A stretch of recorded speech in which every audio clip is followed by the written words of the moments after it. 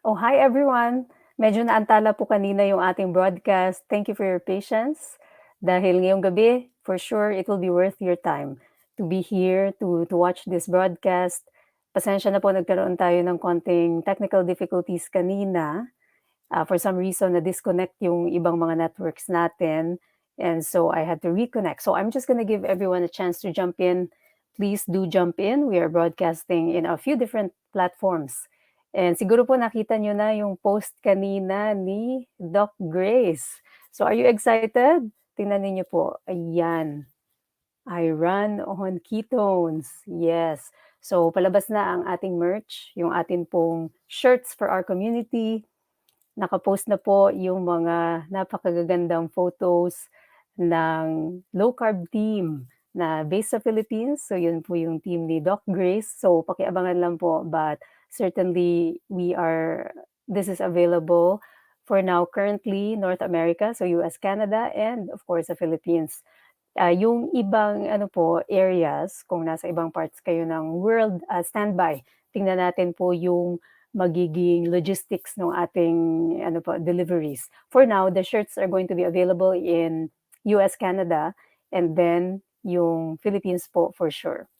So, ngayong gabi, napakagandang usapin na naman because, uh, dahil sa advocacy natin lumalaki na, you will have to get to know the people who are advocates of our way of life.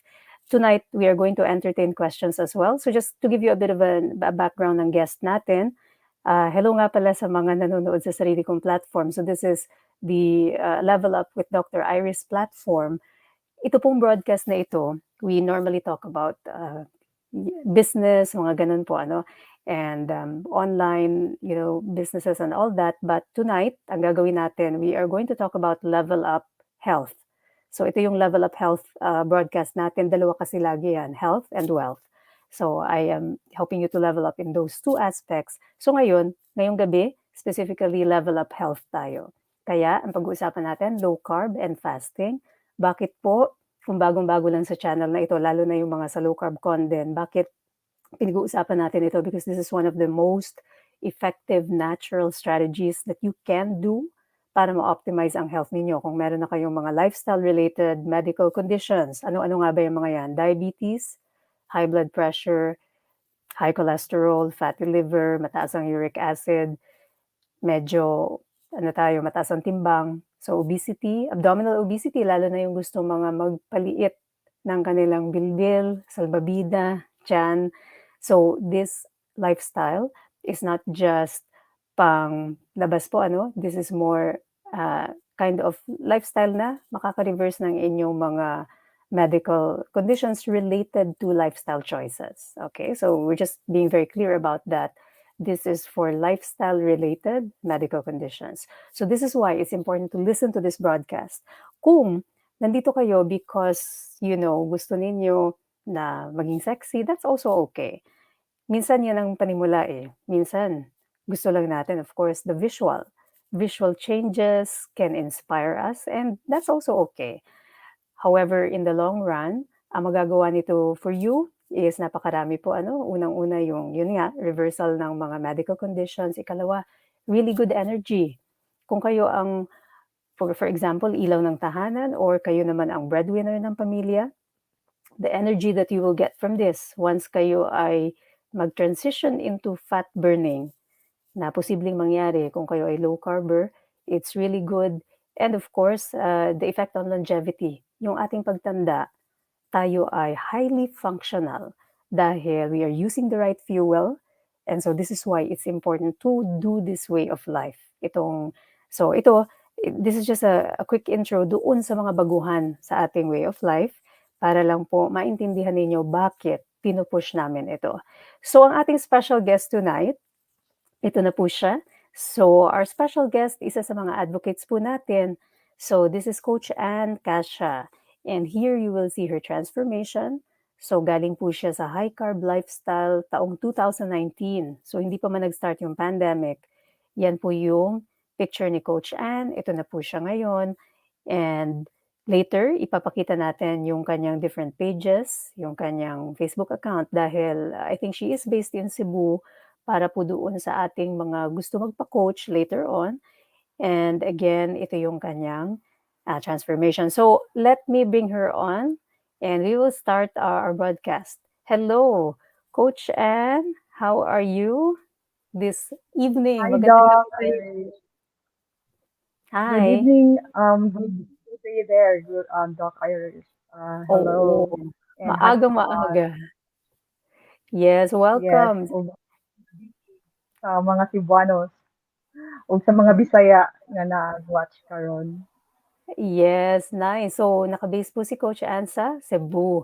So, for all of you, as I've said, what is the reason why we are promoting all our coaches too? It's because kailangan po talaga mag-spread yung ating advocacy. Siyempre, yung kami pong mga practitioners, we can only do so much. Like currently, sa situation din ng pandemic po, mahirap yung mga one-on-one, face-to-face, and napakarami nating mga knowledgeable coaches who have done their training, who are also here to help you.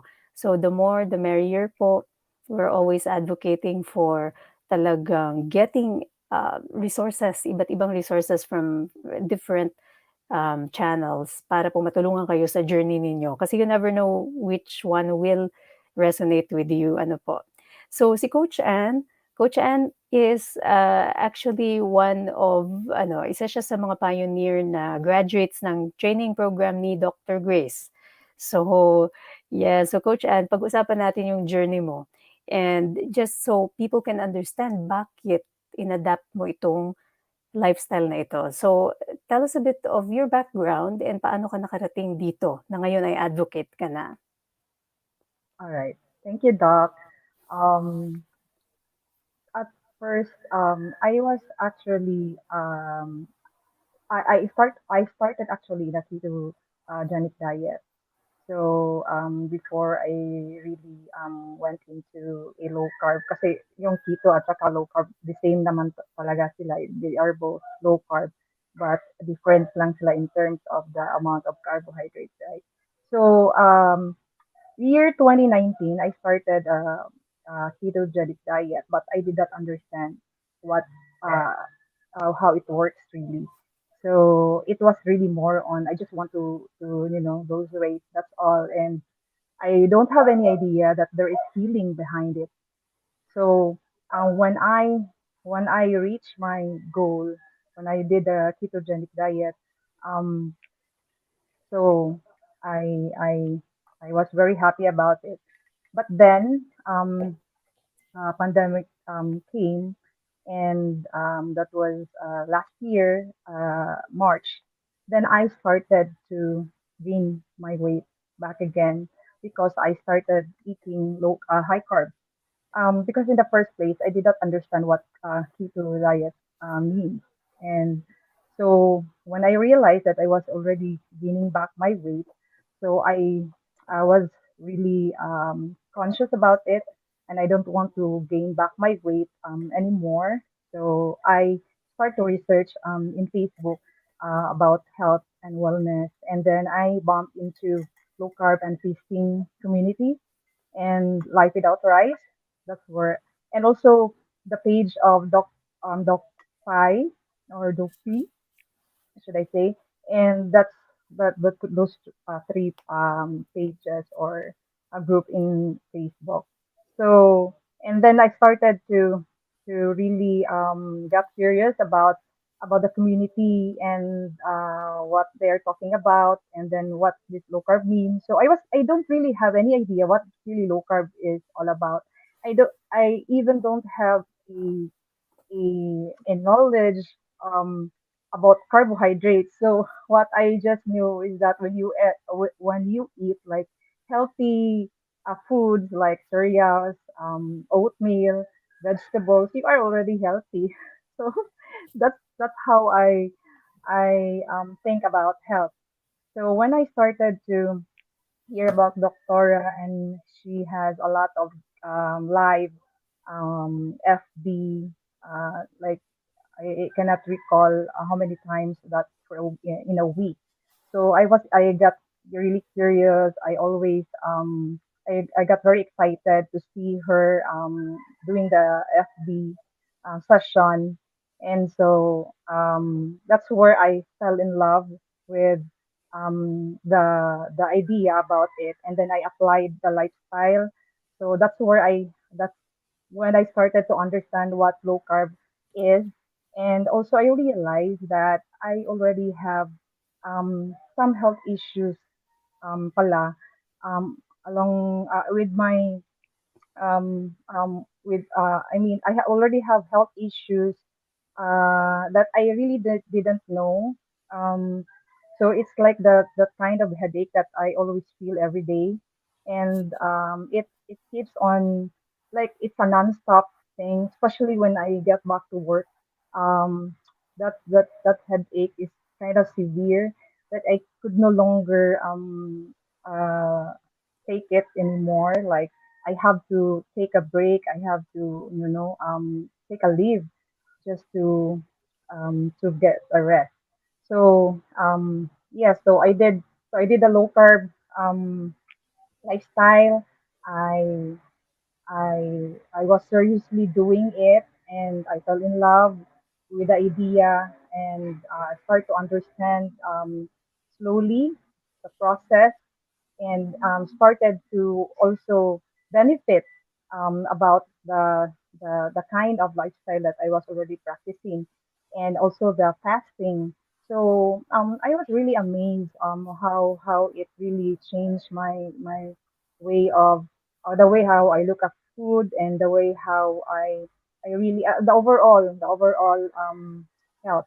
So um, and I told myself, I promised myself that I will never go back to the kind of lifestyle that I was so high carb, and but I was not really a sweet tooth person. But the moment I eat, it's really like there's no tomorrow. I kind of like that. So I'm very into pasta and um, kakanin, all those uh, what's this complex carbs thing. So I'm kind of a big fan of those foods. So and then when I really fell in love with the lifestyle, so that's how I started to really enroll the master class and understand deeper about low carb and fasting. And then after that, even though I was already practicing the lifestyle, I still cannot understand why the headache will not disappear. Although I already benefited the healing of some of the illnesses that I have, like for example, I have back pains, shoulder pains, and other sort of pains like tingling sensation in my body.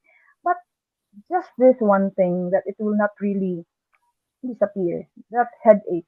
It's always every day. The moment I enter to work, I have this heavy feeling. I feel like all my head from here to at the back, it's really inflamed. So, um, so I was questioning already why it's still not healing, and I already did fasting, but it's still there. Um, so I was thinking maybe there is something like maybe it's a stress. Maybe it's some kind of stress that is keeping my headache. Even though I'm doing low carb, but as we all know, stress could also add a big. It has a big factor in our health. So when I realized that it might be the case, so that is the time when um, I really decided to quit my job because because the inflammation, I mean the severe pain will not disappear, and the only thing that I was thinking about is really to quit my work because I could no longer stand it anymore. And surprisingly, it was like I rendered I end my work June 29. The day after that, amazingly, the headache just disappeared. So it was Wow. really, it was really the stress. So Yes. because I am okay now, I am happy. So that was it. It's the Yes, and stress. I'm doing that's a everything, very but important. Tama, Coach Ann. yes, Sorry doc. to cut you off there. It's a really important thing to consider. So this is the reason why we are always advocating for holistic wellness. Pag sinabi pong holistic, and this is why you always hear me talking about other aspects that people don't talk about often. Dahil you may be doing your low carb way of life perfectly, you may be doing your fasting perfectly, but if you don't take into account other aspects of your life, then hindi po siya kumpleto, hindi siya holistic kasi there are other hormones in play. Hindi lamang po si boss insulin ang in play, and we will be talking about that. And this is a classic case. Napakaganda ng binahagi ni Coach Ann about her own transformation journey. Una, nagsimula siya simply for wanting to look fit and all that, but later she realized na this is a healing journey, and healing in a way that's really complete, not only yung physical aspect of it, both sa looks, pati yung inside physical aspect, but also the non-tangible, yung hindi natin na-measure, which is actually stress-related.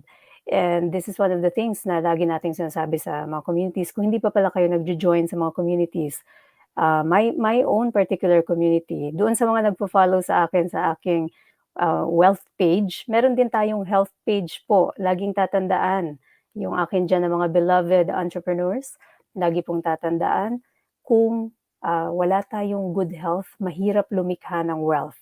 Okay? So maaring not everyone is interested doon sa pinopromote ko about wealth, but lahat ng mga taong interesado sa wealth should be interested sa health. Kasi napakahirap lumikha ng wealth kung wala kayong good health. So it all starts from that. That's the foundation.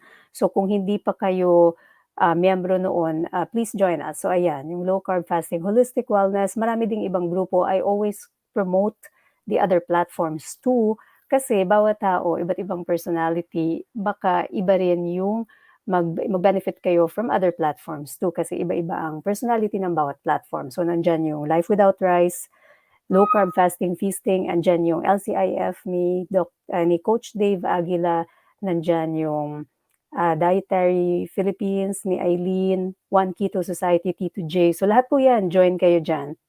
And four, kung gusto talaga ninyong holistic, na tinitake into account itong other aspects, because I post a lot about stress also. So stress is a big, big player. Then, ito pong community na ito is more holistic. It has both low carb fasting, stress reduction, movement. Movement, napakalaki po niyan, because I myself am an advocate of that, dahil part din yan ng pagiging holistically well. Hindi lang po sa dalawang aspeto, hindi lang low carb and fasting, but other aspects too. So thank you for that. Very, very nice sharing, Coach Ann. And, from your own journey, ang maganda kasi sa pagiging coach ay yung pinagdaanan mo talaga yung journey na yun ng mga taong gusto mong tulungan. And so in this case, nangyari nga yun, you started with una, the desire, syempre, right? To achieve that ideal, kumbaga siguro ideal, visually how it will look like, but also healing from within. So that's very nice. Yeah, so bitiin ko lang ito, Coach Ann. Marami tayong comments na dito. So hello, Miss Ella de los Reyes. Hello po. Jerry Gorgonio is also here. Yes, sa YouTube, mga nanonood ko dyan ng mga followers. Si Miss, I think this is Joy Ocampo. Hello po. Kay Midla Flor daw yung shirt. Ayan, ayan. I run on ketones. 'Di ba? Wow. Para sa ating mga fat burners dyan. Good evening po. Magandang gabi. Si Miss Mabel Victoria Marifel. Hello, good morning. I think she's in Canada. Canada po ba kayo or US? Thank you for watching po. And Miss Maribel, yung atin pong moderator sa ating group, hello. Sabi niya from Canada, thank you for tuning in. Saan man po kayo. Kung nandito kayo sa West Coast, wow. Saludo ako sa inyo. Very early pa lang po dito sa atin. 6 a.m. pa lang. Nag-start tayo 5:00. Yeah. And yeah, from Saudi daw with love, si Miss Joy. Therese is also here. Miss Therese Kang, hello. Magandang gabi, Nelvin. Llewellyn is also here. Magandang gabi po. In a moment, mag-entertain na tayo. Binabati ko lang po yung mga nandito. Hi, Tita Mayet. Good morning. Miss Rosemary Huang from Taiwan. Maraming salamat po mga members ng ating community. Andito rin si Jean, ang aking patient. Good morning, Jean. Ayan, si Jean patunay yan ng pagbabago ng lifestyle, how it changed her medical condition. Maraming salamat, Jean, for always supporting. Ito yung isa pa nating advocate, si Miss Inday Jean Garutay. Magandang umaga. Magandang gabi. Hello. And Miss Mary Fe. Yeah, ito, ano dan natin yan, no? Coach Ann? Yes, she's greeting Yeah. you also. Si Miss or Mr. Kasi babae yung nasa picture, pero maybe Mr. or Miss. Local practitioner daw siya from Hong Kong. Like po sa mga location para sabay po tayong pa-ship dito. Yeah. Yeah, so sa mga same location daw, gusto din ni Miss Ron. I think she's talking about the shirts. Yeah, so sa Hong Ah, Kong, titignan po natin yung magiging shipping natin diyan. Ano po, sa Hong Kong. Ayan ang ating admin, si Nalen. Hello. Miss Esther Mariano. Magandang gabi po. 3 weeks na daw si Miss Joy Ocampo motivating myself. Yes, thank you for motivating yourself. This is really a good gift na ibigay natin sa sarili natin. Thank you for tagging your friends, Miss Ning Pasqua. Hello, Mr. Rex Tarot. Magandang gabi po sa inyo. Thank you for tuning in. And tingnan po natin, sino po ang nandito? Neighbor ko yan, sabi ni Jerry Reyes oh yes, Sebandal. emoji, yes. Thank you for showing your Hello. support kay Coach Ann. Yes, sa kanyang online debut, ang unang broadcast with Coach Ann. Yes, and Miss Liza Limpiado is also here. Tingnan pa po natin, Gretchen Katsu is also here. Napakarami po nating viewers. Ang hindi po mabati, pasensya na po, mamaya na lang. We will be going now dito sa questions na po. Ano? So, una nating question, I think I saw a question here. Magandang gabi po. I'm on LCIF for almost a year. Na-observe na if mag-cheat ako. After my fasting, I felt bad lately. Sunod-sunod ang days, nag-cheat ako. I'm having a cough. Tapos, nagsipon. Since nag-LCIF ako, hindi na ako sinipon. Masama ba talaga ang mag-cheat after ng fasting? Please help me to clear this issue. Parang napakaganda ng inyong tanong, Ms. Rosario, kasi I think this is a very, very common scenario ng mga naglo-low carb. Para lang tong para tayong love channel. Masama ba ang mag-cheat? So, bigyan natin ng chance si Coach Ann to answer this. Ano ang take mo dito, Coach Ann? So, about cheating and masama ba talaga siya? Yeah, thank you for that question. That is really common, no, na question sa lahat ng nag-start ng low carb o nag-try ng low carb. If you will go off the low carb plan mo or you go cheating, it's not actually, for me personally, it's not actually good because if you will do low carb, you really have um, to think about it very well if you will do cheating, if it's worth it. Worth it ba yung food na kinain mo and then how or hindi ka pa ba nakakain talaga niyan kasi parang hindi mo siya ma ano ba yun, ma-refuse to eat.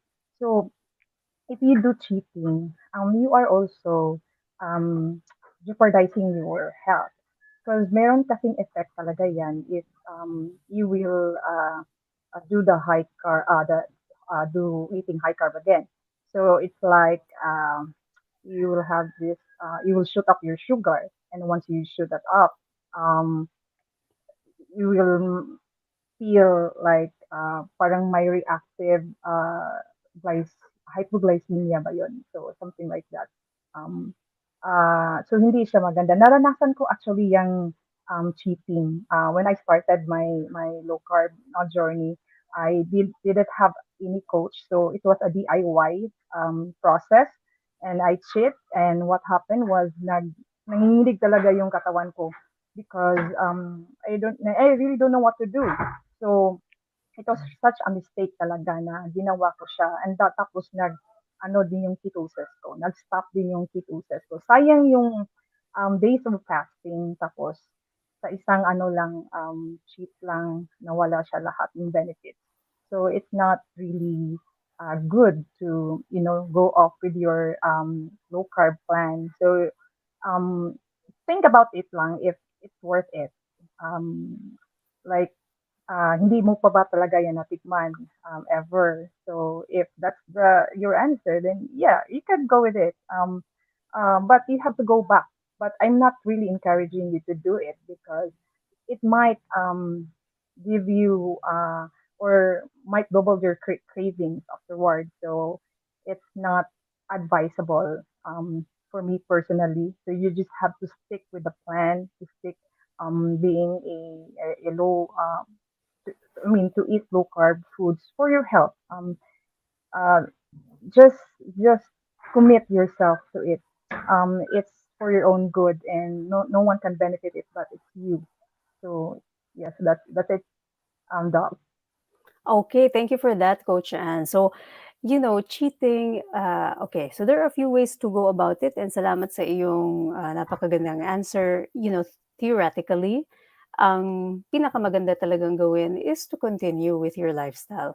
Unang-una, sabi nga ni Coach Anne, really ask yourself, is it really worth it? Kasi if you are a member of our communities po, so sa mga nagsisimula pa lang, beginners, paano nga ba unang-una, bakit natin ayaw mag-cheat? So pag-usapan natin yung science a little bit, okay, para po maintindihan. Kasi we need to again go back to the science para po maintindihan natin yung effect nito. Bakit ayaw natin yung nagti-cheat, and later on, what can we do for damage control? Okay? So kung nakita nyo na po ito before, again, I'm gonna flash this slide, ito ang insulin response ng katawan natin sa bawat macronutrients na kinakain natin. Tatlong grupo yan.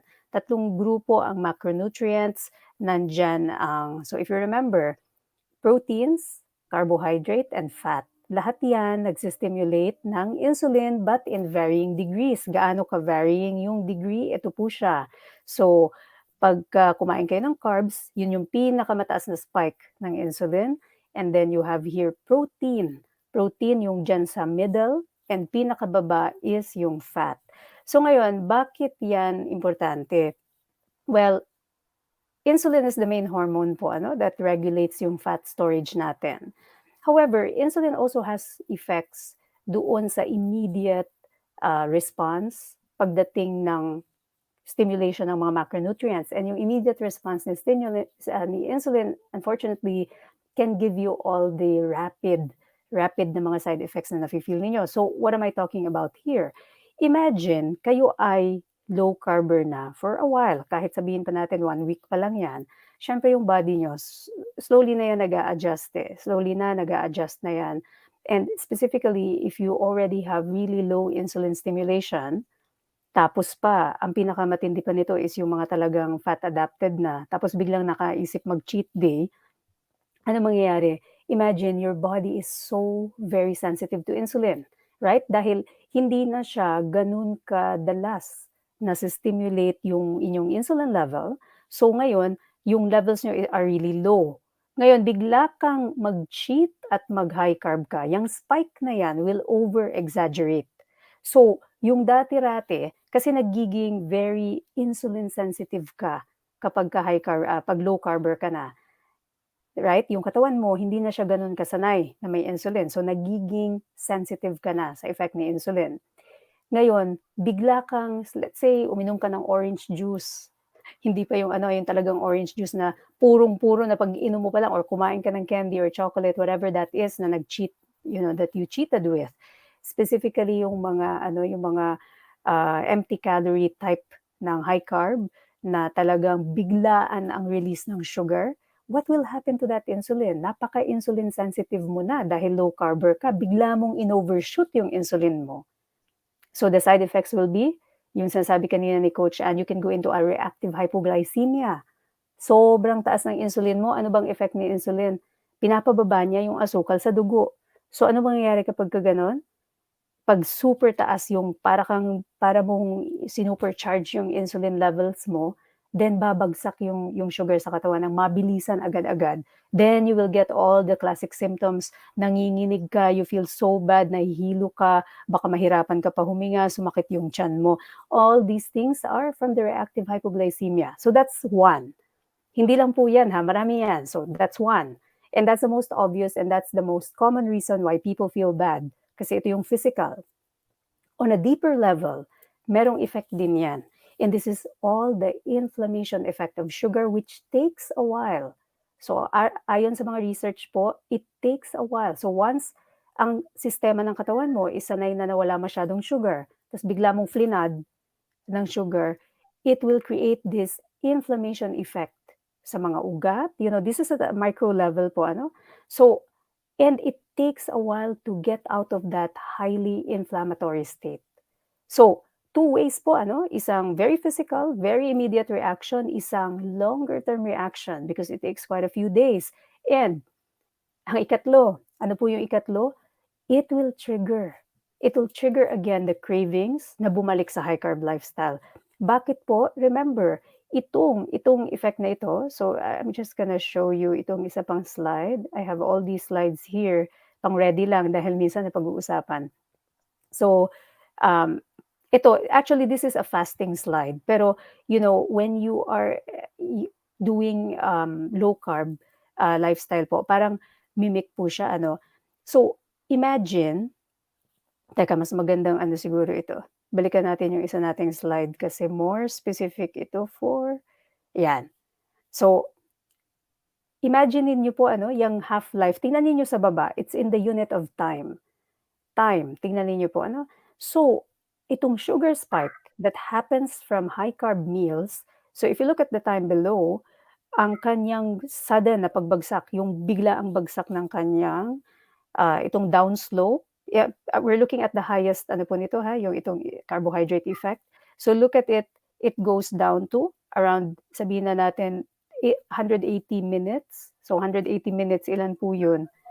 180 minutes, that's gonna be 3 hours. Ano po, 3 oras. 180, tama, no? 60, 60, 60. So 180. So, kapag plinad mo ang system mo ng another high carb meal, biglang spike, biglang crash, in the amount of time na 3 oras, anong mangyayari? Magugutom ka ulit. Anong mangyayari? Kailangan mong i-feel ulit yung craving na yun. Then you will eat again. Ito pa yung masaklap dyan, yung kakainin mo, ang hahanapin ng katawan mo, the same thing that gave that reward hormone pathway. Kasi imagine yung overshoot niyan. If you're eating proteins and carbs, wala tayong masyadong overshoot. But when you are eating carbs, protein and fat, when you're eating carb, may ganun po. It affects the reward pathways ng brain natin. And when you crave again, pagdating mo sa crash phase ng sugar na yan, ang iki-crave niya is the same thing that gave you the reward pathway stimulation. And guess what that is? Sugar again. So, tatlong bagay yung na-mention natin. Marami pa po yan, pero just to make it simple, tatlong bagay lang kailangan tandaan. Number one, yung insulin sensitivity, sobra-sobrang nafa-flood yung katawan ng sugar. So that will give you the reactive hypoglycemia. Number two, yung effect niya in the longer term, magsa-start ulit yung inflammation and mahirap siyang ibalik sa dati. Number three, the cravings will come back because of that sugar withdrawal. Okay? So sugar withdrawal compared sa if you are mainly being fueled by proteins and fat. Wala yang, tinanin niyo yung downslope. It doesn't exist. Wala tayong downslope. It's a very gradual decrease. Not only that, tatandaan po, proteins and fat, specifically proteins, will affect your hunger and satiety hormones. So, kapag protein ang kinakain mo, kaya nga, yung mga low carbers natin dyan, na lagi pa rin na-feel yung gutom, kahit na sabihin na, hindi naman ako hindi naman ako nag-high carb, karamihan na talaga ng kinakain ko is low carb. However, you're still feeling the gutom, look at your protein intake. Are you meeting your protein requirement? Because that's what's going to affect satiety. Meron kasi siyang direct effect sa leptin. So, if you're still hungry and you're a low carber, please ask yourself, am I doing the 1.2 to 1.7 gram per kilogram protein? Iba-ibang sources, iba-ibang sinasabi. Because I advocate for movement, I always talk about this higher ranges, 1.2 to 1.7. Bakit? Kasi you need to build muscles, guys. That's the only way you're gonna combat the effect of BMR, na nagsuslow down ang metabolism mo. So again, low carbers, ang metabolism nagsuslow down over time. Bakit? Nagre-reset yung fat thermostat. to the way it was before. And the only way to offset this is you build muscles, you increase your metabolism, and maiiwasan natin yung slowly nagki-creep up yung weight over time. Okay, so sorry for the very long explanation. I just want you all to understand yung tatlong major things that you have to carefully consider before ka mag-cheat. Ngayon, damage control. Ano naman ang gagawin? Nag-cheat ka na, nangyari na nga. That's okay. Be kind to yourself. Nag-cheat ka na, nangyari na eh. No need to ruminate about it, otherwise madedepress ka. You will start thinking that you're a failure, which you should not. Lahat tayo tao lang. Lahat ng mga tao ay nagkakamali. So, damage control, paano ang gagawin? It will be good for you to go into fasting. So, fasting para mag-heal agad. Fasting to activate autophagy. So, kung nakapag-cheat ka, try mong mag-fasting, balik ka agad sa low carb, of course, right? Like you're gonna go back to low carb and try kung kaya mong i-fast. Pretend na meron kang procedure na gagawin sa'yo bukas. Kunyari, magkaka-colonoscopy ka or whatever procedure na kailangan mo mag-fast. Pretend na gagawin mo yon. Bawiin mo siya sa fasting para mag-heal ng mabilisan, then go back right away to low carb. Kasi that's the really, and you know, yung mga cravings na yan, yung mga cheat days nangyayari kasi hindi natin alam yung substitute, di ba? Coach Ann, doon sa mga communities natin, napakaraming ideas how to substitute. Nagki-crave ka ng, what is it, carrot cake, cheesecake, nagki-crave ka ng bibingka, napakarami pong recipes. Wala tayong excuse. Napakaraming Right. recipes ng low carb. So doon sa mga dati nating kinakain na high carb, kahit yung mga replacement, rice, kung talagang hindi pa ninyo mawala sa vocabulary niyo yung rice, merong shirataki rice. Noodles, ramen, pansit, meron tayong shirataki noodles. Kung talagang, kumbaga ano na lang to harm reduction. Harm reduction, bakit harm? Kasi nga, grabe ang effect ng high carb sa ating mga ugat, sa ating health in the long run. So, i-reduce natin yung harm, hanap tayo ng mga substitute. Okay, so that's really the long answer sa cheating. Dahil cheating is a very important thing to talk about sa lifestyle na ito dahil it's very common and a lot of people actually abandon the lifestyle dahil dyan. And this is why I Mm. wanted to highlight it, really like talk about it. And thank you for that question. Yung nag-answer, nagpadala po noon si Miss Rosario. Thank you once again for that. Dahil napakarami pong talagang I think can relate to this. So pasensya na Coach Ann, I needed to, do that really long explanation about it dahil I want people to understand talaga yung reasoning bakit tayong mga advocates, bakit natin sinasabi, guys, don't cheat, 'di ba? Marami naman pong mga pamamaraan. So hanap ako dito, ayan, isa pa sa mga community members po natin, si Mr. CJ. Nangungamusta kay Coach Ann. Hello daw. Hi sir, thank you for watching. Hi, andito rin si Miss Connie Reyes. Hello po. Miss Lee CC, hello. Tita Coring, hello po. Thank you for tuning in. Sino pa po ang merong question kay Coach Ann? Ayan, si Tita Coring is from Tokyo daw siya. Thank you. And hello, Miss Jen. Hello po, ma'am. Jen Bertasio. Si Mr. Donaparte, hello sir. Magandang gabi po. Ito yung mga community members natin. Nandito from France, Mr. JV or Miss JV. Abeliana She's my Bernard. she's my cousin, Doc. Oh, she's cousin. Thank you for your support kay Coach Ann. Ayan, so Yeah. daming mga bumabati. Miss Agnes de la Cruz from Barcelona. Hello, Miss Mm. Agnes. Hi, and sino pa po? Naghahanap ako ng question dito. From Philippines, syempre, Miss Marieta Montemayor Tempra. Hello po. From Milan, Miss Rosemary Villa. Hello. Magandang hapon dyan. Hapon yata sa Italy, sa Europe. Gusto ko rin ng shirt, paano makabili? Sige po, stay tuned, Miss Rosemary, and we will be talking about logistics, paano natin i-ship, kasi nasa Taiwan po kayo, ano? So, yung mga gusto po nitong shirt, actually marami ito eh. Nakita nyo na po yung ano-ano. Yan. Ito isusuot ko sa susunod na araw. I fast more than Wow. I eat. Ano pa ba yung ating mga shirts dito? Ito ang aking personal favorite dahil this is me. Fat burner. Wow. And marami yan, marami pa po yan. Na-post na po ni Doc Grace yung mga shirts natin. We also have ito, uh, Keep Calm and Eat Low Carb. Right. Meron din tayong Keep Calm and Fast On. And yan, ito, I run on ketones. So this one is very nice kasi talagang it distinguishes you. Ano po? Ibang fuel, ibang klase ka. Ibang fuel ang ginagamit mo, fat. Fat for fuel, Yes. napaka-efficient, gives you mental clarity, ano? Kapag ka ikaw ay fat burner. Yes, magandang gabi, Miss Arlene. So sana po yung inyong mga questions. Sabi ni sino yun? Sabi ni Miss Jen, "Thank you Doc kasi nag-cheat din ako kaya balik ako sa fasting." Yes. Sabi ni Miss Agnes, "Doc, you mentioned na fasting after makapag-cheat, ilang oras po minimum?" Well, look at the autophagy. Sige, Coach Ann, ikaw ang sasagot niyan. Do you want to answer this, Coach Ann? Ano yung, Yeah. yeah. Yes. Yes. Look. You have to fast 18 hours kasi yon yung pinaka yung mawawala yung sugar sa katawan mo. So you really have to have that 18-hour fasting or more if you want to. So kung sana makayanan, and you really have to practice and increase your fasting time by an hour every day if you are not yet into the 18 hours. So yes, doc. Yeah, so yes, tama po si Coach Ann, yung 18-hour na yan base sa mga research. Although if you look at the autophagy picture niya, sabi ng iba, depende yan sa metabolism ng bawat tao.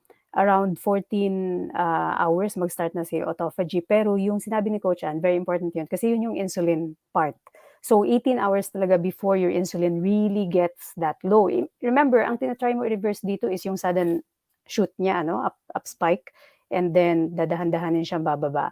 So minimum po 18 hours kung gusto talaga natin na talagang si insulin natin ay medyo ma-wash out na, and then minimum yun. You can go longer for sure. Just make sure na nandyan yung ating mga handy Himalayan pink salt or any organic salt na meron kayo dyan dahil, of course, during the withdrawal period, nagkakaroon ng maaaring yung mga side effects, the usual keto flu-ish, although hindi naman yan kasing tindi ng pag magsisimula ka pa lang. It's all from the, kasi you're gonna go into water losses again. So salt is very important. Sabi ng, maraming nagsabi na uh, nag-cheat day din sila. Kasi ayan, sabi ni Miss Mary Fe, "Thank you Doc and Coach. I learned so much kasi I cheat also." Thank you for your honesty po. Nangyayari po talaga yan. Yes. Miss Jen, magkano yung shirt? Yes, abangan po. We will be releasing our e-commerce store very soon. Abang-abang lang po dito sa Low Carb Con para makita po ninyo kung paano yung ating logistics sa shipping kasi nasa KSA po kayo. So yeah. Miss Jo Cruz watching from Riyadh. Stay safe daw, Coach Ann. Maraming salamat po, Miss Jo Cruz. Okay, so ito naman. Sasagutin ito ni Coach Ann. Miss Glyze Pugong. Hi, Doc and Coach. Is it okay to fast when you have hypertension?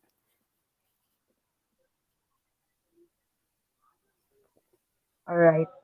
Sasagutin ko, doc. Yeah, go ahead, Coach. Yeah. Um, I, I, for me, you have to consult first with your doctor, siguro. If for me, that's the best advice that I can give for now. To check if yung katawan mo is ready for it, because we don't know yet what's really going on. Uh, um, uh, ano ba, yung hypertension mo. So it's better to ask lang first with your doctor. But I think I can, Iris can give much more answers to that. Yeah, so itong ating po, ito isa sa mga classic, dun pa lang sa introduction na binigay ko sa inyo, isa ito sa mga classic na lifestyle-related medical conditions. Ngayon, bakit importante yung sinabi ni Coach Ann na magpasuri sa doktor? Meron din kasing uri ng high blood pressure na problema na hindi related sa lifestyle.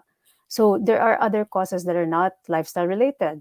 So una is yung pagkipot ng ugat sa ating kidneys.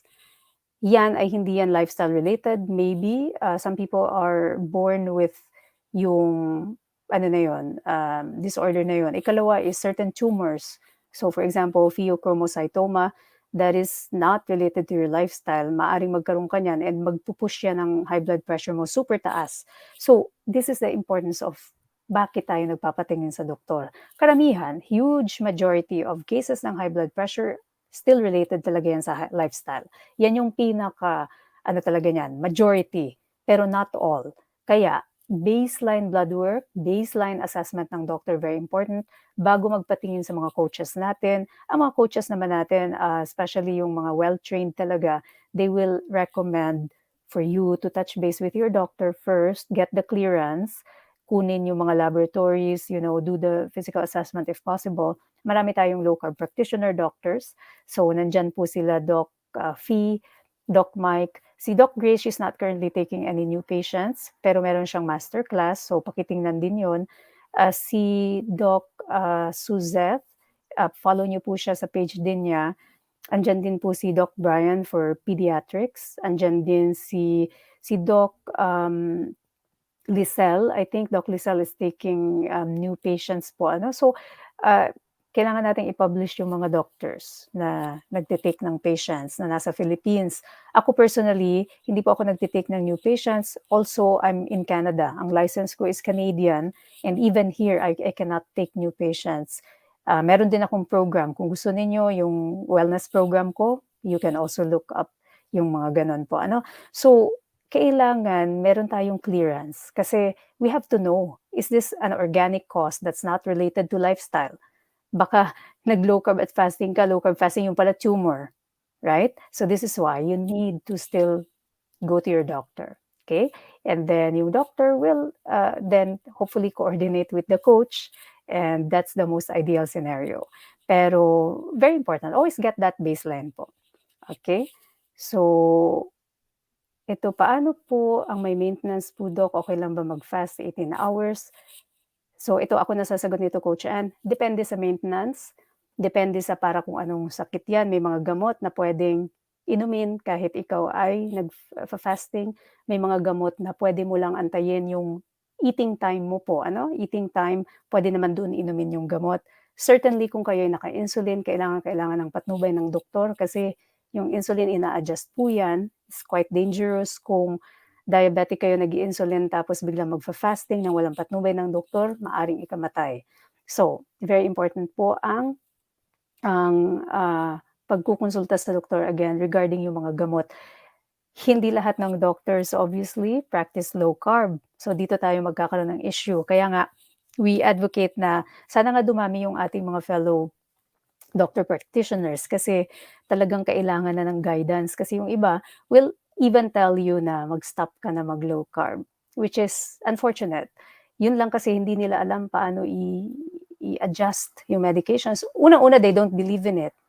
Ikalawa, they don't know that lifestyle is the key. Kesa sa bigay ng gamot, tapal ng tapal. Band-aid is a band-aid technique. Hindi nila alam that you have to actually change the lifestyle. Ikatlo, sasabihin pa sa'yo na stop mo na yan at gamot ka na lang. So, it's unfortunate, but we have our low carb practitioner doctors. So, ipapublish natin yan sa page. Pasensya na medyo hindi pa natin na naaasikaso for now, but we will publish all the doctors para makontak niyo po sila. Sabi ni Miss Samidushe Tailoring, good evening po. Pwede po ba i-continue ang low carb kahit meron akong maintenance diabetes, cholesterol and anemia? As long as may guidance po kayo ng isang low carb practitioner doctor, maaari pong gawin yan. Anemia is not directly related. Hindi yan related sa high carb lifestyle. You can have anemia from other causes. Diabetes and cholesterol for sure. Ngayon, depende rin sa uri ng diabetes pala yan, ha? Kasi type 1, although we know na may benefits pa rin si low carb lifestyle sa type 1, but very, very important to be guided by your own doctor for that. Kasi maraming adjustments yan sa gamutan, daming adjustments sa gamot. Gano'n pala 'yun, 18 hours kasi kadalasan 16 hours lang, Coach Ann. Yeah. So, yeah, Mm. I think she's talking about Coach Ann, yung sinabi mo na 18 hours. Yeah. Okay, ito Coach Ann, sagutin natin si Mr. Donaparte Lagundina. Puwede po ba ang long extended fast sa edad kong 67 po? Thank you po, Doc and Coach Ann. Anong sagot natin diyan, Coach Ann? Ah, yes, definitely po. It's very beneficial sa edad niyo po.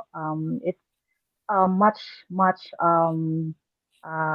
advisable kumbaga for people in your age na mag longer fasting kasi needed din talaga sa inyo ang healing. So yun yung ma-benefit nyo talaga yung fasting healing. So yes, if you can do that, then much better po. You can even go up to 72 hours. So if kayang-kaya pa. So 48 to 72 hours. That's already very good for you po. A lot of benefits you can really. There is rejuvenation of cells and uh, yeah, a lot of healing talagang mangyayari sa time na yun. Yung stem cells natin. So babata din tayo dyan pag yung mga um, uh, hours na yan. I mean, fasting na yan. So, yes, definitely. Okay. So, sir, thank you for that, Coach. And yes, sir, kailangan lang po again, depende sa ating estado. Kung meron na tayong mga iniinom na gamot, be careful dahil ang extended fast, syempre, ibig sabihin, hindi ka nga kumakain talaga niyan. You also have to have the right supplementation po. Kasi once you go beyond that 48-hour mark, kaya pa yan eh, hanggang 48 hours. Kahit, you can get away with multivitamins, ganyan. Asin-asin, very important yan. But beyond that, kailangan na natin talaga ng supplementation electrolytes kasi ang matindihang water loss ang nangyayari kapag ano ka na talaga, nag-shift ka na sa fat burning and you will need to have your electrolytes po. So again, yung adjustment ng gamot, electrolytes, it can be done for sure. And very important to also consider yun pong ano, yung pagbe-break natin ng fast. Kasi yan yung pinaka-dangerous for a lot of people if you don't know how to properly do that. Dahil kailangan po yan dinadahan-dahan. Imagine yung insulin effect, yung kaninang minention ko sa inyo na napaka-sensitive ng insulin ninyo. Not only insulin, pero yung inyong gastric tract. Namamahinga ang inyong sikmura at yung inyong tiyan, ang inyong mga bituka, paano ba yan gigisingin ng dahan-dahan? Okay, so merong way na pamamaraan ng paggawa niyan. And we talked a lot about this. This is inside some of our videos. Makikita niyo po yan sa mga programs natin. Nandyan po yan yung extended fast. Specifically yung program ko, meron doon na 3-day guide. Paano ka mag-fast extended. And then yun nga po pala na mga hindi pa nakapanood ng ating low carb convention, available po yung recordings natin. Sa Low Carb Con page, sa pinakauna, nakapin sa taas, yung Low Carb Con. Kasi meron po doong mga important details that talk about all these things. So, access the recordings po. Okay? And ito naman, sabi ni Miss Jerry or Mr. Jerry, if you're having diarrhea while fasting, would you advise to just continue fasting or end the fast and refuel? Thanks for answering. Anong Coach Ann, are you there? Parang naano yata, Coach Ann, No. yung Yes, I reception. Yeah, okay. ah, So sabi ni Miss Jerry, kapag daw nagda-diarrhea, would you advise to just continue or end the fast and refuel? Thank you for answering. Anong sagot natin diyan, Coach Ann? okay. If nag-diarrhea, so ano din ano yung cause ng diarrhea din natin. So alamin din natin 'yon. Then maybe you could consult din sa doctor natin, no, about that. But as to i-continue ba yung fasting, um, personally sa akin, it it could be not, it could be yes. So depende kung if if marami talagang na-loss na kasi pag nag-diarrhea tayo, na-loss din yung mga electrolytes din natin diyan eh. So it would better to stop lang sa muna. So, for me, personally, para ma-address natin yung ano ba yung talaga ng cause sa diarrhea natin. So, if malalaman na natin and if we can consult that with your doctor, then much better talaga. If para din may assurance tayo no na sa nangyayari sa katawan natin. So, yes, Doc, maybe you can add that one as well. Okay, so great question. So diarrhea, so depende po sa length ng fasting. Ano bang fasting pinag-uusapan natin dito? If it's just yung sabihin na natin below 24-hour fasting tapos nagda-diarrhea, again, very important, rule out organic causes. Organic, yun yung mga kailangang magamot na hindi naman related sa lifestyle. For example, parasite ba yung issue dyan? Bakit ka nagda-diarrhea? Meron bang, very common in the Philippines, amoeba. So amoebiasis. And kailangan magamot yun. So may mga organic causes yan, ano? Meron din dyan yung ibang organic causes that are hormone related. So for example, thyroid. May issue ba ang thyroid mo? So very important to do the baseline ng mga tests. Ngayon, kung okay naman yung stool test, wala namang problema sa blood test, may diarrhea pa rin, again, look at the duration and kailangan nating i-perfect talaga yung ating paglo-low carb muna before tayo mag-a-attempt ng fasting. Bakit? Kasi when you are still eating high carb food, imagine yung stimulation niya sa iyong intestine. Grabe. Right? Kasi pro-inflammatory sugar, it really affects yung gastric tract. So, all the way from sikmura, sa inyong colon, all the way down. Ngayon, it's a sign na hindi pa kayo nakakapag-adjust masyado dun sa low carb. So, back up a little bit. You can try to refuel. I mean, hydrate yourself. Make sure you're replacing all your electrolytes after, after na ma-check na yung inyong medical condition kung stable kayo. Back up a little bit. Start again with the very foundation. Go low carb. Low carb ka muna, 2 to 4 weeks. I-perfect mo muna yan before ka mag-attempt ng fasting. Okay? Kasi sometimes yun lang yun eh. Ang issue lang dun kasi is the carb loading na nangyayari sa intestines natin and it affects yung stimulation ng gastric motility. So we have to go back to the basics again. So pag ganyan, reset. Reset lang po. Okay? Don't give up, just reset hanggat makuha na natin yung tamang timpla. Okay, and the process is still the same. Whatever way you start, it's still low carb. Low carb, after ma-low carb at fat burner ka na, saka tayo mag-fasting. Okay, wag binibigla. And thanks for that. It's a great question. Maybe one more question. And we will, eto, sabi ni Miss Christina, good evening po. Any advice po, nag-stall yung weight? Continuous po yung LCF ko, pero para nag-increase na po yung weight ko. So, it's a great question. It has a very long answer. Ang sagot po dyan, I discussed this very extensively doon sa low carb convention. Ang advice ko sa inyo, Miss Christina, please access the recordings. So nandyan yan, low carb con page, sa taas nakapin yung recordings. Ang actual na specific topic ko na pinag-usapan ko doon talaga, pinag-usapan namin and I talked about it is weight loss stalls. Okay, kasi napakahaba ng sagot dyan.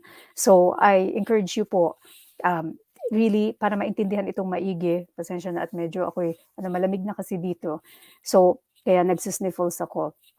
So, please access the recordings. Okay? So, I think dito na muna tayo magtatapos, Coach Ann. So, I will just, sa mga hindi po nasagot na tanong, I will be having a live broadcast again. Standby po para sa ating Level Up Health. And here, pakiabang na lang po, I will be having another broadcast this week for Q&A.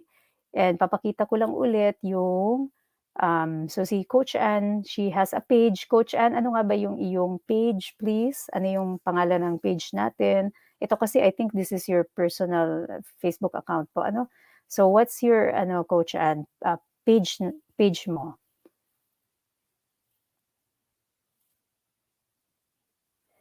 I think she's, na-mute ka, Coach Ann, di marinig. Hindi raw naka-connect yung iyong mic. Mic isn't connected.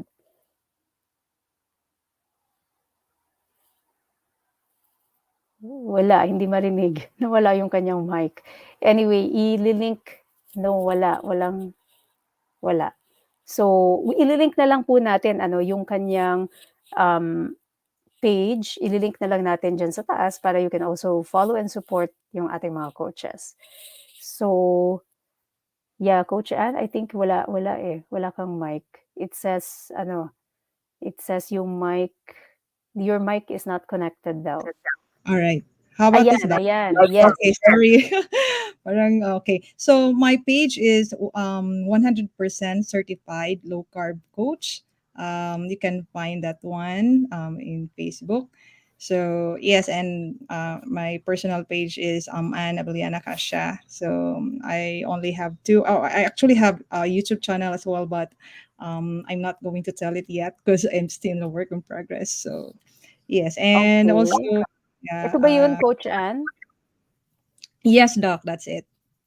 Okay. So, yan po yung kanyang, please show your support sa ating mga coaches. Okay.